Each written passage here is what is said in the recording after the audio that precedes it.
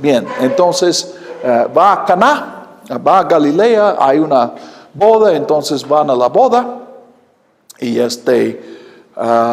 y la madre de Jesús le dice, falta vino. Ahora, examinemos lo que está pasando aquí. ¿Por qué María dice a Jesús, no tienen vino?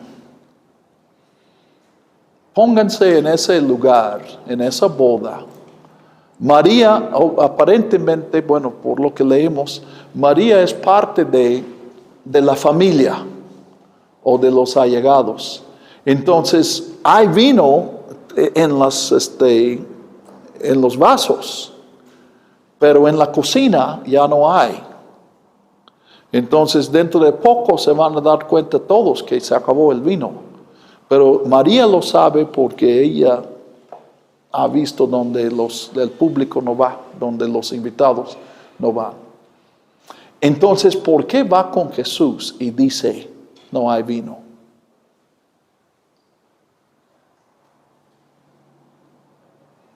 ¿Se les ocurre alguna posibilidad? Pues primero se podría tomar como una indirecta para decirle a Jesús que... ¿Tiene qué? Que está produciendo una indirecta hacia Jesús. Ajá. ¿En qué sentido indirecta? Así como que... Ok. Para que haga más vino, ¿sí? Eso... Y también otra es donde está reconociendo que Jesús tiene el poder pues para hacer algo. Ok. O poder hacer el vino también. Ok. Yo las primeras veces que leí este pasaje, yo pensaba que María le estaba pidiendo a Jesús que hiciera un milagro. Pero conforme lo he leído más tiempo, como pasa el tiempo, lo he leído más veces, creo que, y el comentario lo dice, y creo que es simplemente una información que le está pasando. Sí, nada más le está diciendo porque según aquí como que tenían que ver con la familia y había que hacer algo, pero no necesariamente está apelando al poder de Jesús, ni siquiera que supiera que Jesús tenía un poder. Ok. Pues examinemos eso. ¿Cómo? Bueno, pues ya eso ya se observa con la respuesta que da Jesús, ¿no? Por ejemplo, en el nivel versión le dice, ¿qué buscáis de mí o qué queréis de mí? Cuando ella dirigiéndose a Jesús. Sí. Muy bien. Entonces, sí, Jesús reacciona como si ella estuviera pidiendo un milagro.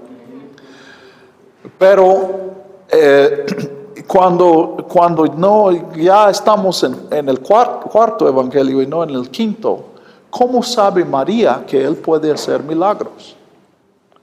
En el evangelio de Juan, María no ha visto ningún milagro. Nadie ha visto un milagro.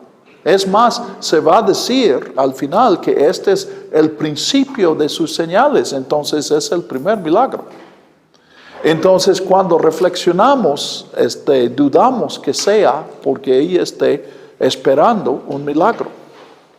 Entonces, uno de dos, uno es que, pues, cuando una mujer conoce un secreto, ¿qué es lo que quiere hacer? Chantaje. Compartirla con otro, ¿verdad? Bueno, digo mujer. Así son las mujeres, ¿verdad? Los hombres, nosotros no haríamos tal cosa. Nosotros vamos para buscar a alguien que pueda ayudar. Entonces, sí, pero puede ser eso, obviamente, no me refiero al hecho de que sea una mujer. Es simplemente humano. Si yo sé que ya no va a salir más vino de la cocina, pero nadie más lo sabe, pues yo tengo urgencia de compartirlo antes de que todos se enteren. Eso es humano, es natural. Entonces ese es uno que ella simplemente está comentando. Ella no piensa que Jesús pueda hacer algo. Jesús nunca ha dado un indicio de eso.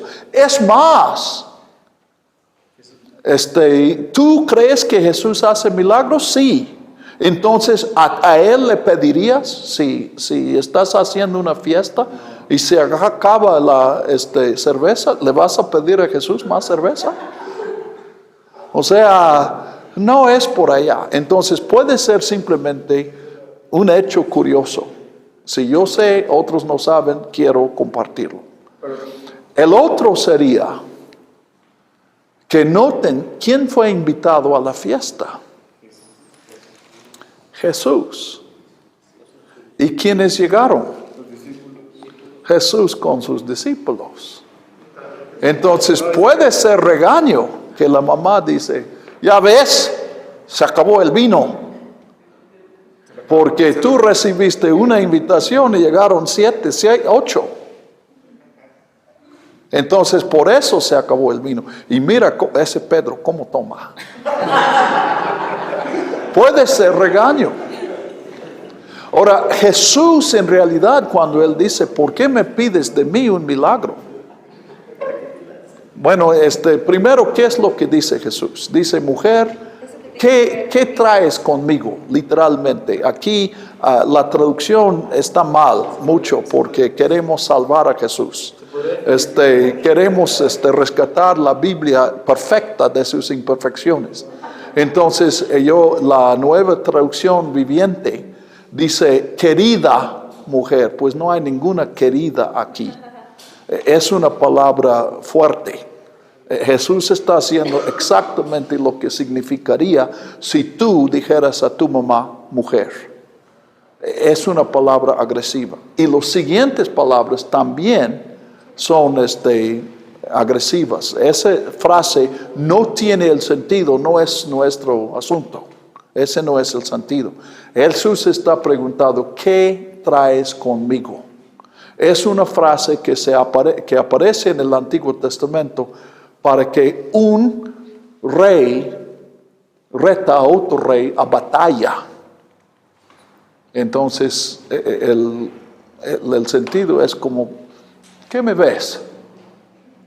O sea, sí, es un reto. Entonces son palabras sumamente agresivas. Y ahora sí podemos de ahí sacar que ella está atacando porque Él trajo a sus discípulos. Pero Jesús dice, perdón, sí. Porque él conocía la intención de su corazón. Él conoce La intención del corazón de su madre. Mantén eso más de ahí. Te voy a mostrar que no, pero sigue pensando. Entonces, es Jesús que sugiere que ella está pidiendo un milagro. Entonces, yo lo veo en el sentido de las primeras palabras de Jesús. ¿Qué buscan? Que también son palabras agresivas. Pero debajo de la agresión está una invitación. Si estás buscando algo insignificante, como saber dónde estoy, pues entonces vete. No quiero que me molestes. Pero si lo que quieres es todo, un cambio de vida, estoy dispuesto a proveerlo. Entonces yo sugiero que más bien se le ocurre a María que puede haber un milagro solamente cuando Jesús dice, no ha llegado mi hora. Ahora, Jesús también, noten otra contradicción aquí, porque Jesús dice, no ha llegado mi hora. Bueno, eso implica, entonces no voy a hacer nada. Y sin embargo, sí resuelve el problema. Entonces, tenemos que reflexionar y llegamos a la conclusión, no ha llegado mi hora. Está diciendo, yo voy a resolver este problema, pero no vine para resolver este problema. Vine para hacer algo mucho mayor. Y este acto solamente apunta a lo que va a pasar en la hora. Y la hora, ustedes han leído de la hora. La hora, entonces, va a ser una hora en la cual Jesús resuelve nuestro problema. Pero no el problema de que no tengamos con qué emborracharnos, sino el problema de que no tenemos el verdadero sentido de la vida. Bien, entonces, luego, ahora esa es mi interpretación, no es la única posible. Pero yo creo que es más de acuerdo a Juan y más de acuerdo a su presentación de Jesús, que es esta palabra negativa de Jesús que suscita la fe en María. Y solamente cuando él hace esta respuesta tan negativa, se le ocurre a María que Jesús podría resolver el problema. Algo semejante que pasa con Andrés y su compañero, y lo que claramente pasa con el Padre al final del capítulo 5, cuando Jesús le contesta con palabras muy negativas, pero el Padre insiste. Él ve una posibilidad de que Jesús va a hacer un milagro a pesar de sus palabras negativas. Y María, yo sugiero, a través de las palabras negativas. Entonces Jesús dice, no voy a hacer un milagro. Y eso le da la pista. Entonces va a haber un milagro. Humanamente sí comunicamos, no es común, pero sí nos comunicamos en esos términos. Decimos, no voy a hacer eso. Por ejemplo, si alguien tiene una fiesta y no me invita, entonces yo digo, ¿sabes qué? No voy a tu fiesta. Y lo que quiero decir es, invítame a tu fiesta, convénceme, cuando en realidad no había ninguna invitación.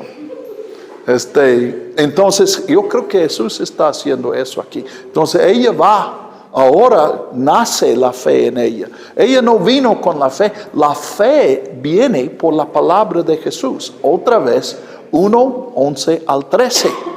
Entonces ella va y dice a los esclavos, hagan todo lo que Él les diga. Entonces pues ellos van a Jesús para recibir órdenes. Ellos no saben lo que Jesús ha dicho a su mamá. Entonces si ella dice, y por eso también entendemos que María no es simplemente una invitada. Ella tiene cierta autoridad en la cocina. Entonces cuando ella dice, háganlo todo lo que Él dice, ellos no van a seguir haciendo lo que hacen. Bueno, si Él nos dice algo, le vamos a atender. No, van para decir, ¿qué dices? Y efectivamente Jesús les da la orden. Dice, llenen estas tinajas de agua.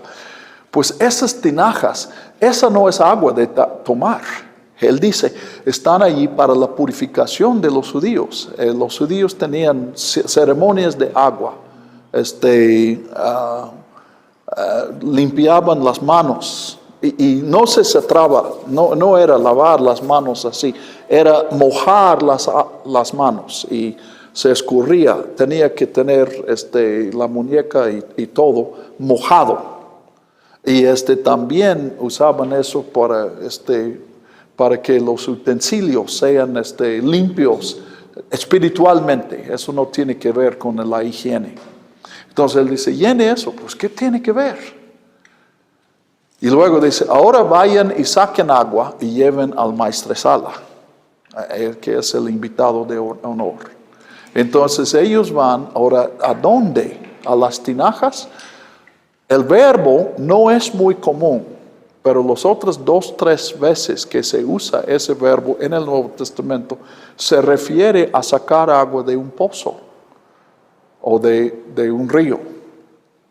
Entonces parece que Jesús está sugiriendo que fueron otra vez al pozo y trajeron más agua. Ahora, Él menciona la capacidad de las tinajas. Entonces también aquí hay ambigüedad. Por un lado, se entiende que todo se ha convertido en vino. Entonces, y eso es bastante vino. Sería, no me acuerdo exactamente Dice que son entre 100 litros más o menos. Son como 100 litros, ajá. Y pues es boda de pueblo. Tal vez hay 200 personas ahí. Entonces les va a tocar a medio litro cada quien. ¿Sabes lo que pasa cuando tomas medio litro de vino? Y eso que ya habían tomado todo el vino que estaba en la casa. ¿Y para qué Jesús quería Entonces, lo que está pintando aquí es una pachanga. Es vino en abundancia. Pero el otro simbolismo es que las tinajas con 6. 6 es el número que no es 7. Es el número que queda corto. Entonces la idea es, se llenó. La manera judía de acercarse a Dios, de limpiarse para acercarse a Dios, se acabó. Está lleno. Y ahora viene vino nuevo, una nueva manera de relacionarse con Dios por medio de Jesucristo. Entonces, no son 100 litros, sino un pozo. Parece que es vino que nunca se acaba, porque esa es la idea de un pozo, que siempre estás tomando agua de ahí. Entonces los siervos van y dice que el maestresala no sabía de dónde venía este líquido, pero los servidores sí sabían. Ustedes no se imaginan cuántos años yo luchaba con este versículo. Ahora, noten aquí algo de la interpretación de las Escrituras. Cuando Juan dice, los siervos sí sabían, es como un guiño. ¿Sí me entienden? Juan está poniendo asterisco aquí y diciendo, fíjate en esto. Y yo me fijé en eso y dijo, pues hay una lección aquí, pero ¿cuál será? ¿Cuál será? Literalmente años hacía la pregunta, ¿cuál será? Y un día cayó el 20 y yo hoy no sé por qué tardé tanto en entenderlo. Lo que está diciendo es, el que entiende es el que sirve, no es el que es servido. No el grande que es que manda a otros. El camino del entendimiento es servir a otros, todos los siervos. Entonces, el maestresala hace una broma, dice al novio. Todos cuando hacen una boda, primero sacan el buen vino y luego cuando hayan tomado el vino barato. ¿Por qué hacen eso? ¿Sí entienden la broma? Efren, ¿perdón? Ya están muy tomados ya. Exacto, cuando comienzan, pues todo el mundo puede evaluar, no, sí es buen vino. Pero en la cuarta copa, pues quién sabe qué están tomando. Esta es la broma. Y él dice, pero tú lo has hecho al revés. Hasta ahora has servido el buen vino, que va con de hecho, yo saqué de ahí la interpretación de que se acabó la purificación de los judíos y viene una nueva purificación en Jesús. Entonces, el camino nuevo, que es un camino de vino abundante, de gozo abundante, de pura abundancia. Y dice, Jesús hizo este principio de sus señales. No dice primera señal, dice principio de señales. Y sus discípulos vieron su gloria. Entonces, no solamente vieron la señal, o sea, lo que Jesús hizo, que se convirtió el agua en vino, sino que vieron la gloria de Jesús, lo que es invisible en este mundo, pero se revela a través de la señal, y creyeron en él. Entonces, este es el clímax de esta semana, que finalmente creyeron. Y nos llama a nosotros, que nosotros sigamos en el mismo camino, para que algún día nosotros también creyamos. Lo digo así porque vemos que en realidad el 2:11 nos lleva hasta el final del Evangelio. Todo su camino con Jesús. Entonces, creer no es solamente algo que hemos hecho, aún más es algo que nos hace falta hacer. Y veremos eso mucho más en la segunda señal, que es paralela a esta, que es al final del capítulo 4. Vamos a ver que este hombre creyó y volvió a creer y volvió a creer, y finalmente creyó lo suficiente que entendió que lo que hacía falta era creer. ¿Ok? Bien. Hermano, la mejor traducción es entonces principio, no primera, porque la nueva versión internacional y Dios habla hoy sí dice primera. Sí. Sí, pero no me refiero a esas versiones, me refiero a esta. Sí, sí, literalmente es principio de señales. Entonces, principio de señales, primera señal no es incorrecta. Juan sí está diciendo, ese fue su primera señal. Pero está diciendo más que eso. ¿Ok? Ahora, en la segunda sí se llama la segunda señal. Yo creo que en las demás no se mencionan, ni se menciona que son señales. Se identifica la primera y la segunda como señales. Y Jesús hace 5 más y no se usa la palabra señal. Pero se vuelve a usar la palabra señal cuando dice al final del 10, Juan no hizo señales. Pero todo lo que dijo de Jesús sí fue cierto. Entonces entendemos que hemos visto todas las señales.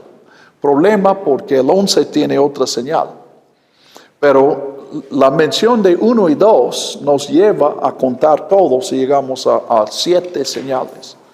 Y parece muy seguro que Juan escogió a 7 porque ese número es significativo.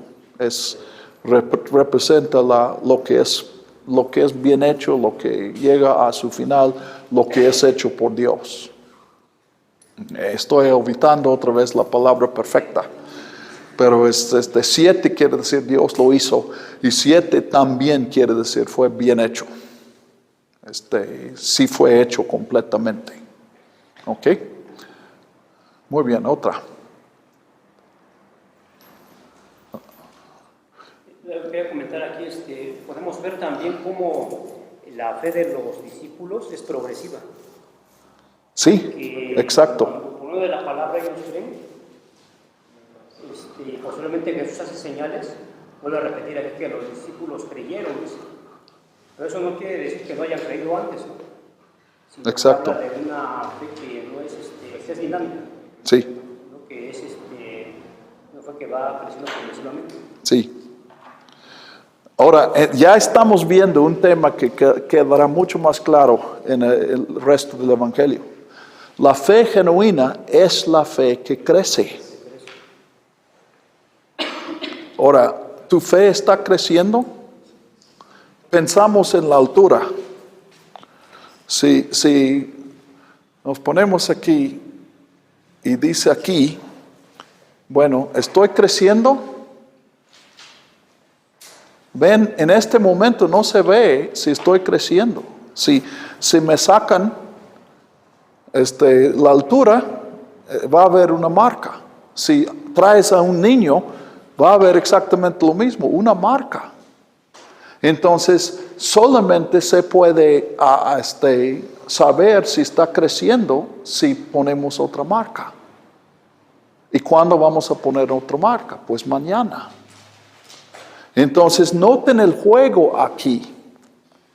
La fe genuina no es la fe que ha crecido, es la fe que crece en el presente. ¿Y cómo voy a saber si mi fe hoy está creciendo? Solamente puedo saber mañana. Entonces, siempre tengo una fe que puede ser genuina, pero seguramente es inadecuada. La fe de hoy no es suficiente para mañana.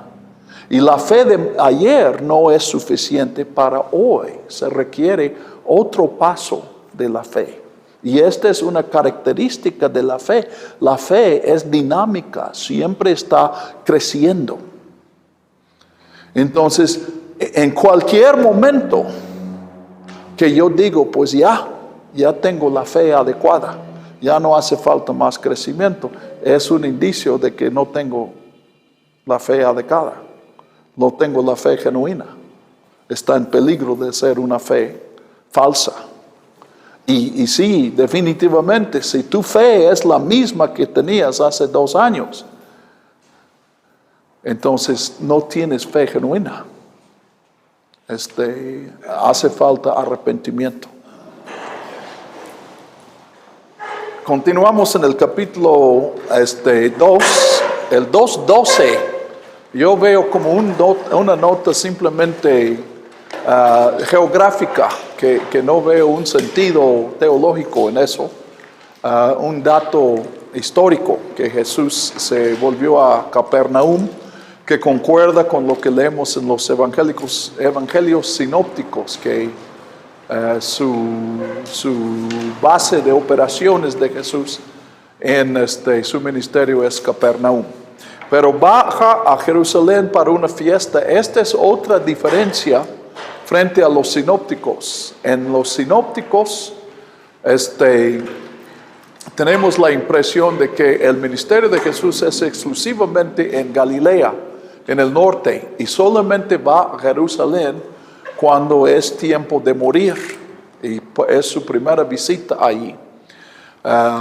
En el Evangelio de Juan, Jesús, pues en el capítulo 1, está en Jerusalén cuando llama a sus primeros discípulos. Acuérdense que llama a sus primeros discípulos en los sinópticos sobre el mar de Galilea, en el norte. Si conocen el mapa, está muy lejos el uno del otro.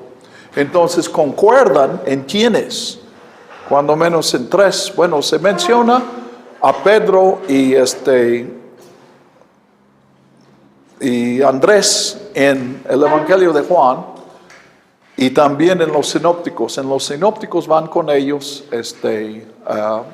Juan y Jacobo, que son llamados. Ustedes conocen la historia, que Jesús llama y les dice: los haré pescadores de hombres. En el Evangelio de Juan, Pedro y Andrés son acompañados por dos discípulos que no tienen nombre.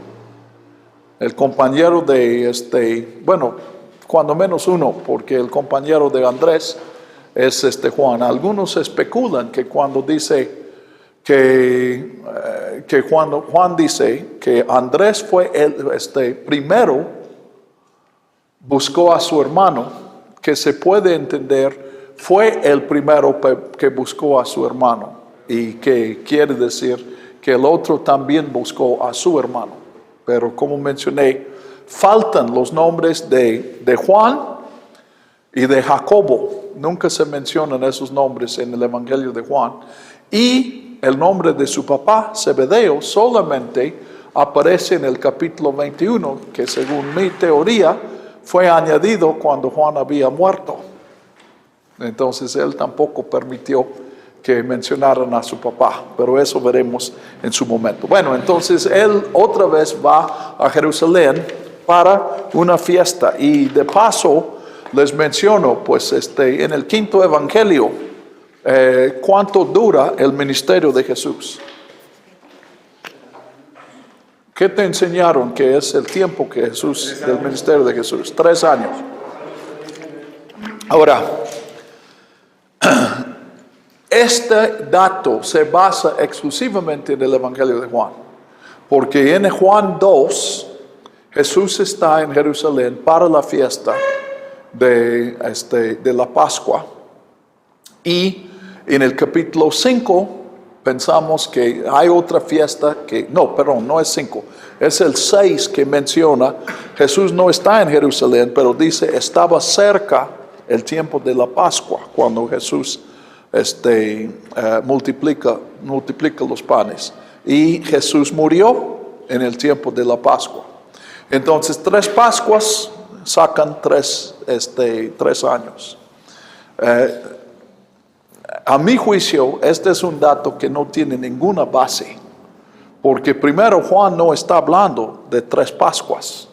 Él está, de hecho, vamos a ver ahorita que en el capítulo 2, esta Pascua se relaciona con la muerte de Jesús. Y entonces yo creo que es el mismo. Juan no está dándonos un dato cronológico. Es hermenéutica de policía corrupta. ¿Saben qué es la hermenéutica de la policía corrupta? La policía corrupta es la que el presidente municipal llama al jefe de policías y dice: ha habido demasiados asesinatos, hay que encontrar a los culpables, le encargo, le ordeno que encuentre los culpables. Y él dice, a la orden, ¿cuándo quieres que los traiga y cuántos quiere? Y entendemos lo que va a pasar. Va a haber culpables, pero eso no significa que vayan a terminar los asesinatos. Nosotros hemos hecho eso y nos han enseñado a hacer eso con la Biblia. Otra cosa, pues ya mencioné los problemas que causan el decir que la Biblia es perfecta. Otro que causa muchos problemas es decir que la Biblia tiene las respuestas a nuestras preguntas. No es cierto y eso causa muchos problemas porque sacamos respuestas a preguntas que la Biblia no hace. Y una de estas es, ¿cuál fue el tiempo del ministerio de Jesús? En los sinópticos nos da la impresión, si no se contesta la pregunta, pero la impresión que se da es de un ministerio que fue menos de 12 meses. Que la Pascua en que Jesús muere es la primera Pascua que ha sucedido desde que Jesús comenzó su ministerio. Y si hablamos de las probabilidades históricas, esa evidencia apoya más un ministerio de menos de un año. Entonces realmente no deben, si me preguntan a mí qué debemos decir, no deben decir en su enseñanza, en su iglesia, que duró menos de un año. Deben decir que no sabemos, que la Biblia no contesta esa pregunta. Pero realmente eso de 3 años da a entender que la Biblia dice cosas que no dice. Y simplemente semejante a eso, y de hecho es el mismo problema, es la idea de que hubo 2 purificaciones del templo. En Mateo hay 1, en Marcos hay 1, en Lucas hay 1, en Juan hay 1. Entonces, ¿cuántas purificaciones hubo? Hay 4 evangelios que dicen 1. Una. Entonces, solamente el quinto evangelio dice que fueron 2. Pero es precisamente por lo mismo. Si es en un tiempo diferente, tiene que ser un evento diferente. Y ese no es un principio válido de la historia. Jonathan. Bueno, es que hay algunas personas que sí creen que también son 3 años. Más fuerte. Que son 3 años los que duró el ministerio de Jesús. Y lo toman como que inició a los 30 años el ministerio para que se observe de que Jesús dio su vida, dio el diezmo, de que duró 3 años su ministerio y a partir de los 30 años lo hizo. Ajá. Es como Sí. Hay personas, bueno, Y eso primero es absurdo. Y segundo es aplicar, eso es cuando el policía corrupta trae al supuesto culpable, decimos, entonces se resolvió el asunto de los bancos asaltados también. Simplemente estamos añadiendo error a error. Jesús no diezmó su vida, Jesús dio su vida, caramba. ¿Cómo que dicen muchos pastores que en realidad su ministerio solamente fueron 3 años y días? Cuando empezó la Pascua, él fue llevado hacia los soldados. No te entendí bien, más fuerte por favor. Hay unos pastores Ajá. que dicen que su ministerio fue de 3 años Sí. y días. ¿Y 10 qué? días. Unos días más, sí. Cuando él fue llevado, cuando lo fueron a buscar los soldados, y fue llevado y presentado hacia el pueblo donde a él lo iban a llevar. Ajá. Entonces, es decir, que no fueron 3 años entonces, como muchas veces. Sí, simplemente no sabemos. Y también la Biblia no está para contestar esas preguntas. Lo que debemos contestar es lo que Jesús dijo a Pedro en el capítulo 21. ¿A ti qué te importa? Tú sígueme. Realmente debemos decir a la gente cuando hacen esas preguntas ociosas, pues debes arrepentirte de hacer tales preguntas y obedecer lo que dice la Biblia claramente. El problema es que ponemos en evidencia a sus pastores cuando decimos eso. Eso sí viene en la Biblia. ¿Perdón? Eso sí viene en la Biblia. Así que te importa. Sí, eso sí viene en la Biblia. Muy bien, entonces Jesús va a la Pascua para celebrar la Pascua y purifica el templo.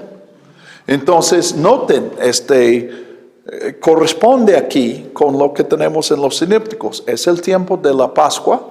Jesús limpia el templo y aquí en Juan se menciona, aunque no dice eso pasó en el tiempo de la muerte de Jesús, pero sí se dice que cuando él purificó el templo, sus discípulos pensaron, bueno, de hecho él habla de que su vida, este templo, va a ser destruido, y sus discípulos acuerdan de pasajes de la Escritura, o sea, que todo está apuntando hacia la muerte de Jesús. Ahora, ¿por qué se pone aquí al principio? Puede ser, bueno, sirve en este lugar para apuntar a otro aspecto de la hora, de que Jesús va a morir en la hora. Pero parece que la razón principal es que en los sinópticos la purificación del templo es la gota que derramó el vaso, y es cuando los discípulos, líderes judíos deciden que van a matar a Jesús. Y Juan quiere presentar como la gota que derramó el vaso a la resurrección de Lázaro. Entonces lo cambia. Yo reconozco que ese es un argumento débil, pero es el único que tengo. Entonces se lo doy. Bien, entonces él va, noten la falta de violencia. Él usa un látigo de cuerdas. ¿Saben para qué sirve un látigo de cuerdas? Para nada, absolutamente nada. Si quieres hacer la prueba, consigue un cuero y una cuerda y pide a alguien que te dé latigazos con los dos y verás la diferencia. Entonces Jesús corre a los animales, pero no suelta a las palomas. Derrama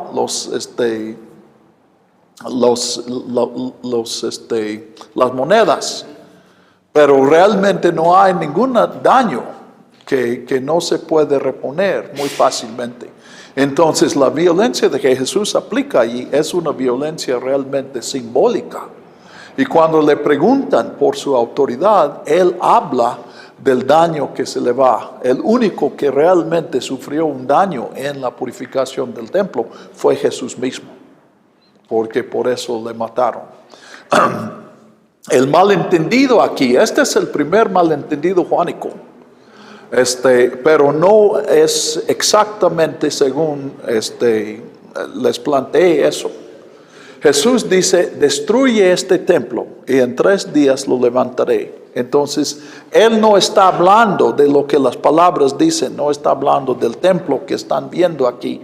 Él está hablando de un evento espiritual. Sí es un evento en la tierra, pero es un evento trascendente. Está hablando de su propia muerte. Entonces los que escuchan entienden mal, porque ellos piensan que Jesús está hablando de destruir este edificio y reconstruir este edificio. Y ellos dicen, pues ya, de hecho en ese momento es un dato que sí es histórico. Dicen que hace 46 años que se comenzó, Herodes comenzó la reconstrucción del templo. Ya murió Herodes, pero todavía trabajaban en el templo. Terminaron por el año 60 o 62, no me acuerdo exactamente. Noten, finalmente eran más de 60 años para construir el templo y 6 u 8 años después de que terminaron fue destruido definitivamente por los romanos en el año 70. Pero Jesús da, ahora de hecho aquí no es Jesús que da más explicación, más información, sino el evangelista que nos explica. Él no hablaba del templo físico, sino de su propia vida, su cuerpo, el templo de su cuerpo. ¿Ok? Eso en el versículo 21. Entonces, ¿entienden lo del malentendido? Esta es una técnica que usa Juan para recalcar que Jesús está hablando de una verdad espiritual. No está hablando de la vida, aunque habla en términos de esta vida. Entonces, varias veces se da eso. Jesús habla de la verdad. Y los que escuchan no entienden, por eso dice malentendido, porque no conocen la verdad. No tienen experiencia de las cosas espirituales, entonces piensan que Jesús está hablando de este mundo. Y lo aplican a este mundo y es un malentendido. Y Jesús responde, o aquí en el capítulo 2, excepción, el autor responde con más explicación. Aclara el malentendido. ¿Ok? Bien. Entonces, pues ya Juan está diciendo que lo van a matar a Jesús. 23 al 25 realmente es parte del siguiente capítulo. Dice que muchos creyeron en esta fiesta por las señales que Jesús hizo. Pero ellos creyeron en Jesús, pero Jesús no se creyó a ellos. No es que el primero es activo y el segundo es pasivo. Dios no se confió a ellos. O sea, Jesús no confió en su fe, no se entregó a su fe. Y dice, porque Él sabía lo que hay en el hombre. Entonces entendemos que esta es una fe inadecuada. Pero noten que es una fe que se basa en señales. Entonces Juan comienza a decirnos, la fe no debe depender de señales. Yo estoy brincando al final. Creo que lo que Juan está diciendo, que está de acuerdo con toda la Biblia, la fe no es ser convencido por evidencias. Ya sean evidencias de milagros que vimos o vemos, por evidencias de la lógica de nada. La fe es personal, es confiar en una persona. Entonces, las señales no sirven para eso.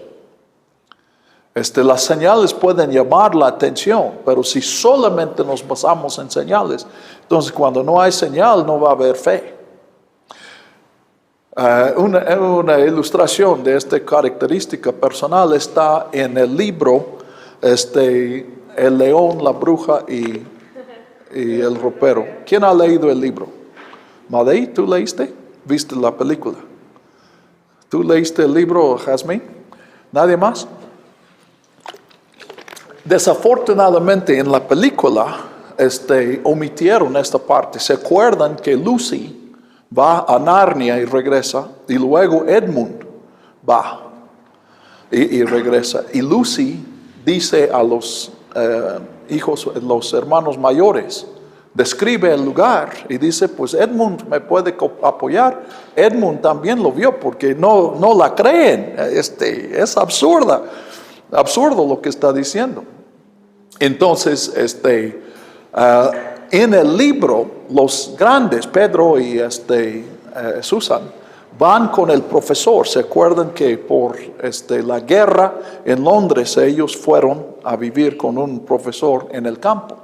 Entonces ellos consultan al profesor y dicen, realmente no podemos entender. Lucy está diciendo algo que no puede ser cierto.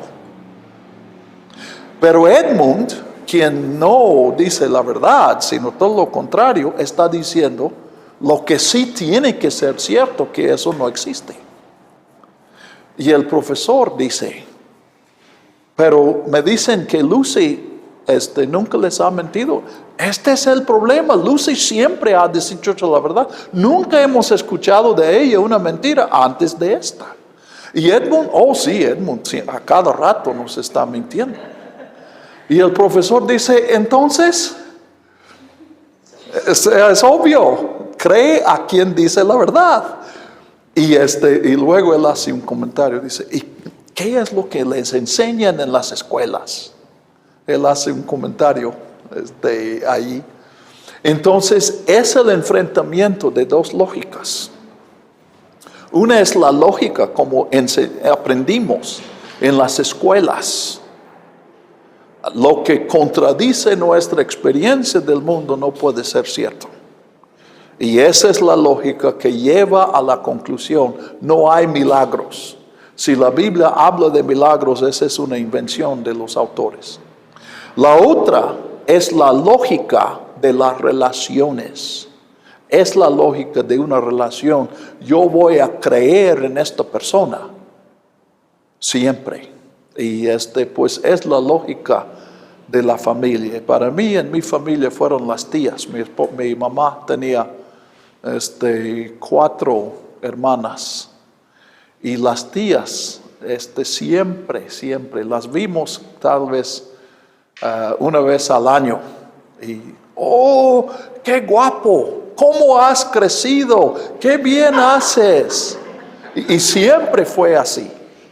Y hacían porras a sus sobrinos. Y entonces esta es la lógica de las relaciones. Yo estoy seguro de que lo que ellas estaban viendo no era el tipazo que ustedes ven ante ustedes. Lo que ellos veían era su sobrino. Y era guapo y capaz y alto porque era su sobrino, por ninguna otra razón. Entonces, la Biblia, muchas veces las contradicciones que encontramos a la lógica en la Biblia son porque la Biblia sigue a la lógica de las relaciones.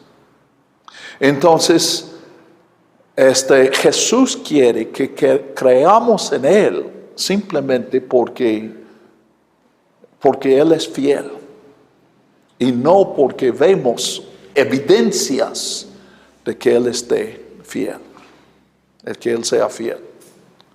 ¿Ok? Entonces, ahora, pero noten la tensión que esto crea. La fe del 23-24 que se critica. Y el autor nos dice claramente, esta fe no es genuina, porque se basa en señales. Pero leímos en el versículo 11, que los discípulos creyeron en Jesús por la señal que Él había hecho.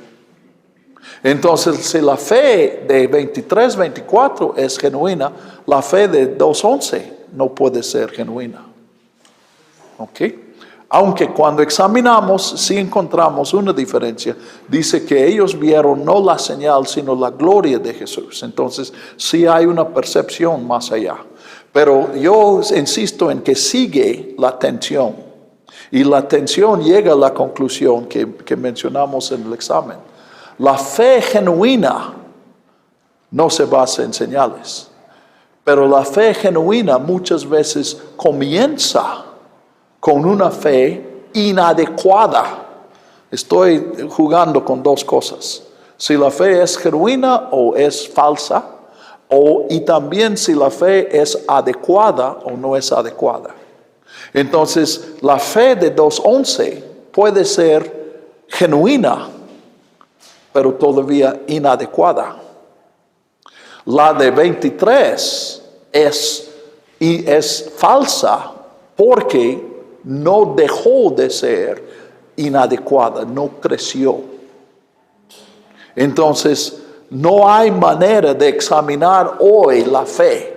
Si sacamos una foto de la fe, si pudiéramos sacar fotos de la fe y decir, bueno, esta fe es adecuada, esta no, esta es genuina, esta no es genuina. No hay manera, solamente podemos saber si nuestra fe hoy es genuina, solamente podemos saber eso mañana. Pero mañana tendremos otra fe inadecuada, aunque haya crecido, tiene que seguir creciendo. Entonces hay una dinámica ahí y a fin de cuentas lo que tenemos no es certidumbre, lo que tenemos es un llamamiento a seguir creyendo. ¿Ok? Bien, ¿hubo una mano? ¿Alguien levantó la mano?